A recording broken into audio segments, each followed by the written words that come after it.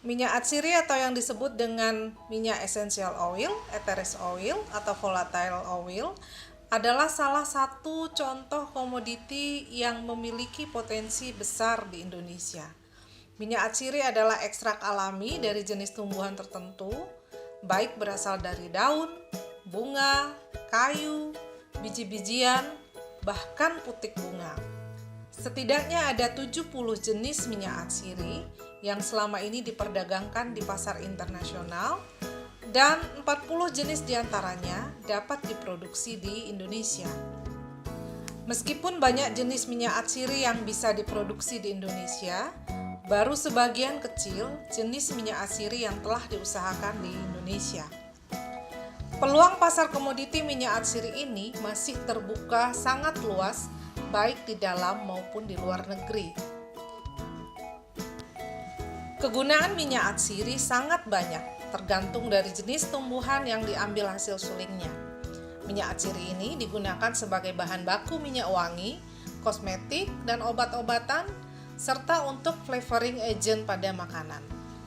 Industri kosmetik dan minyak wangi menggunakan minyak atsiri sebagai bahan pembuatan sabun, pasta gigi, sampo, lotion, dan parfum. Industri makanan menggunakan minyak atsiri sebagai penyedap atau penambah cita rasa. Industri farmasi menggunakannya sebagai obat anti nyeri, anti infeksi, pembunuh bakteri. Fungsi minyak atsiri sebagai wewangian juga digunakan untuk menutupi bau tak sedap bahan-bahan lain seperti obat pembasmi serangga yang diperlukan oleh industri bahan pengawet dan bahan insektisida. Ada beberapa cara ekstraksi minyak atsiri, diantaranya adalah distilasi, ekstraksi dengan pelarut organik, ekstraksi dengan CO2, enflorasi, dan penekanan atau cold press extraction. Pada video kali ini saya akan menampilkan 3 metode saja, yaitu distilasi uap, ekstraksi dengan CO2, dan penekanan atau cold press extraction. Pada distilasi uap panas yang digunakan berada pada kettle yang berbeda dengan kettle yang digunakan untuk meletakkan bahan.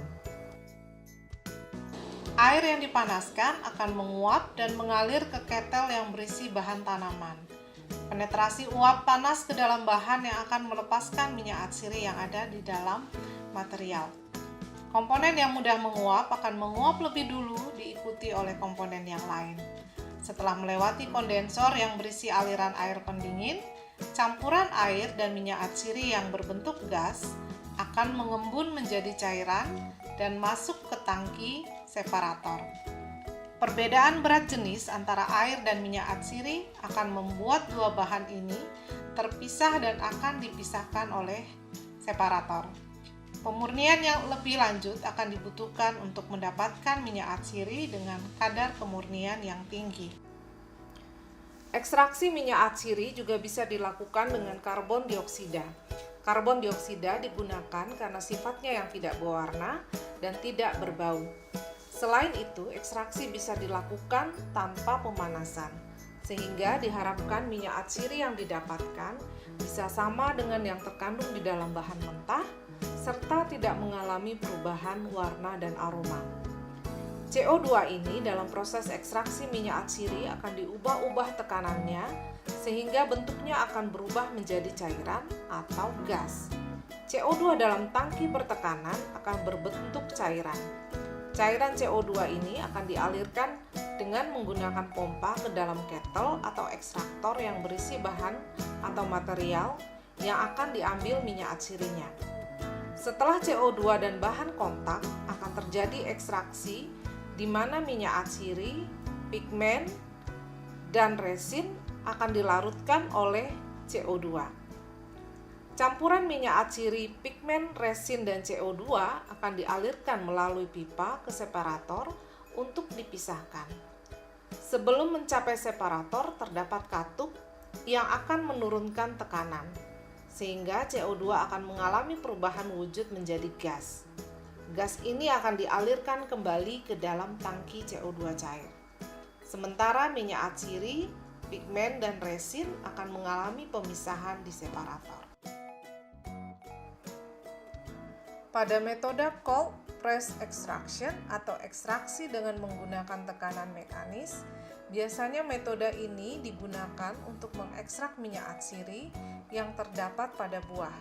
Seluruh buah ditempatkan di dalam suatu alat yang secara mekanis nanti akan menusuk dan memecahkan kantung minyak esensial atau minyak atsiri yang terletak di bagian bawah kulit buah.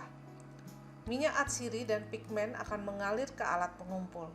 Seluruh buah tadi akan ditekan dan diperas untuk mengeluarkan sari dan minyaknya. Minyak dan sari buah yang dihasilkan masih mengandung padatan dari buah-buahan, seperti kulitnya, dan harus dipisahkan padatannya dengan penyaringan dan kemudian disentrifugasi untuk memisahkan minyaknya dan juga sari buahnya.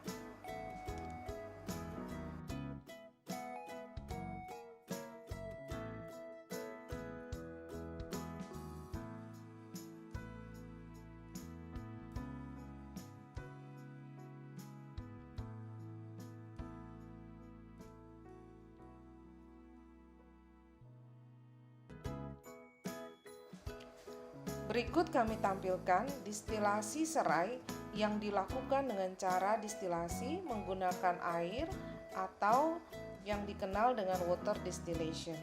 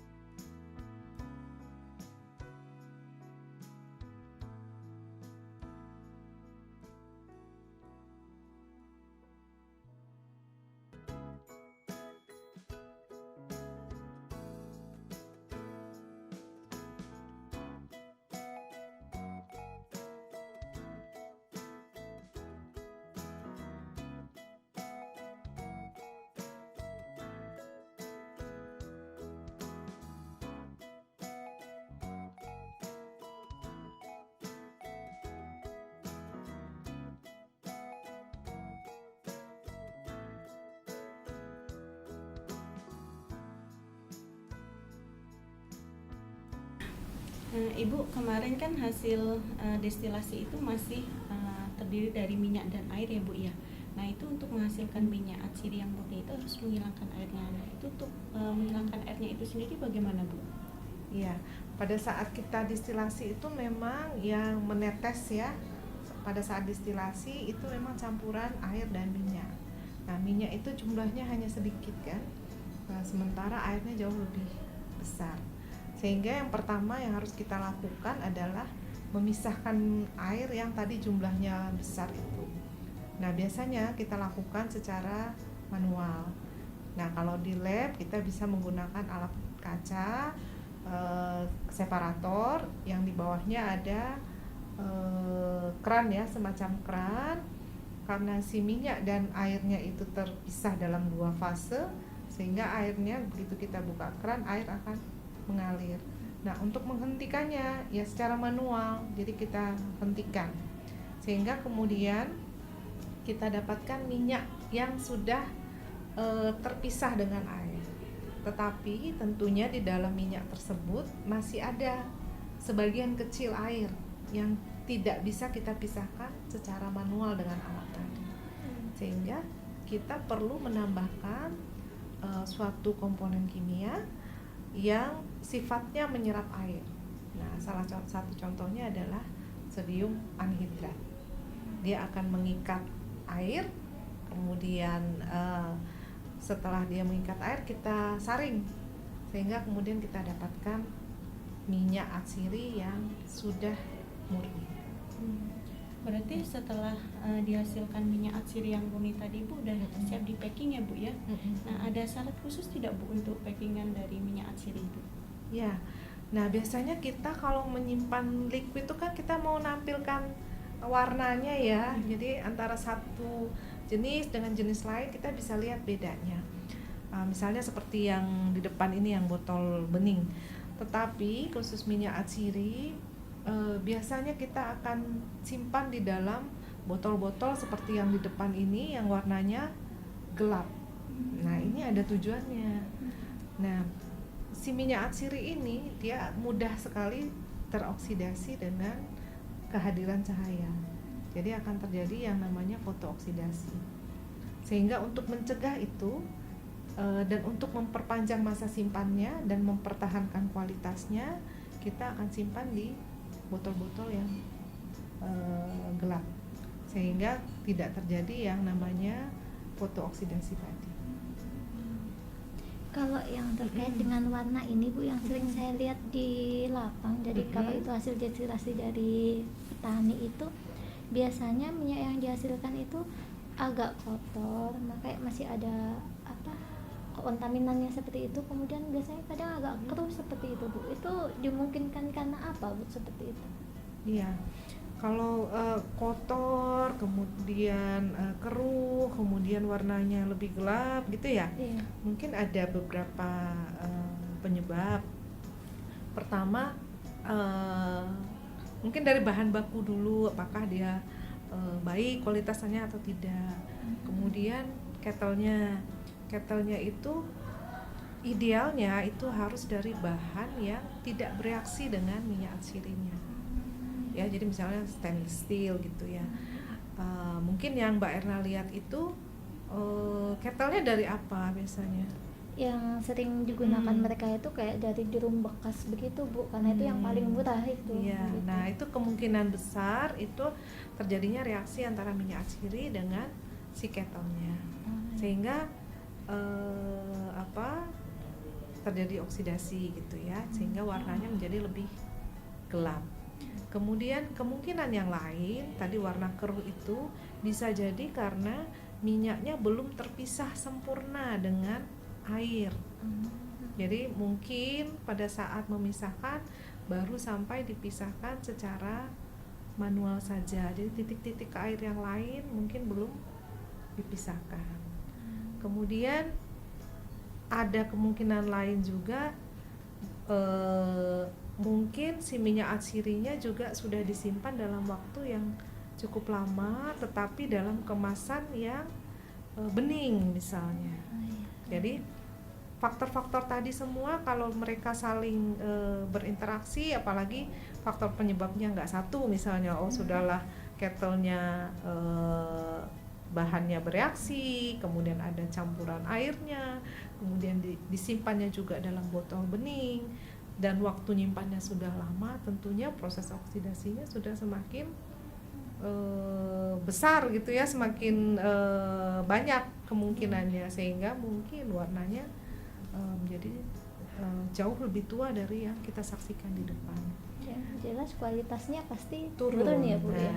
makanya kemudian kualitas dari minyak atsiri itu kalau yang di Indonesia itu punya namanya SNI, masing-masing minyak atsiri itu ada syarat warnanya seperti apa, bobot jenisnya seperti apa, karena bobot jenis minyak atsiri kalau tercampur dengan air pasti akan beda bobot jenisnya. Kemudian ada namanya refraktif indeksnya, ada kelarutan dalam air dan lain-lain. Jadi ada syarat yang harus dipenuhi. Terus untuk nanti Bu, ketika memang animo masyarakat itu tinggi untuk mereka memproduksi minyak atsiri, punya industri UMKM misalnya, nanti ujung-ujungnya itu kan pasti dijual Bu. Nah, sementara untuk apa masyarakat kan tahunya membuat, tapi sebenarnya untuk apa sih kemudian minyak atsiri ini didestilasi seperti itu Bu?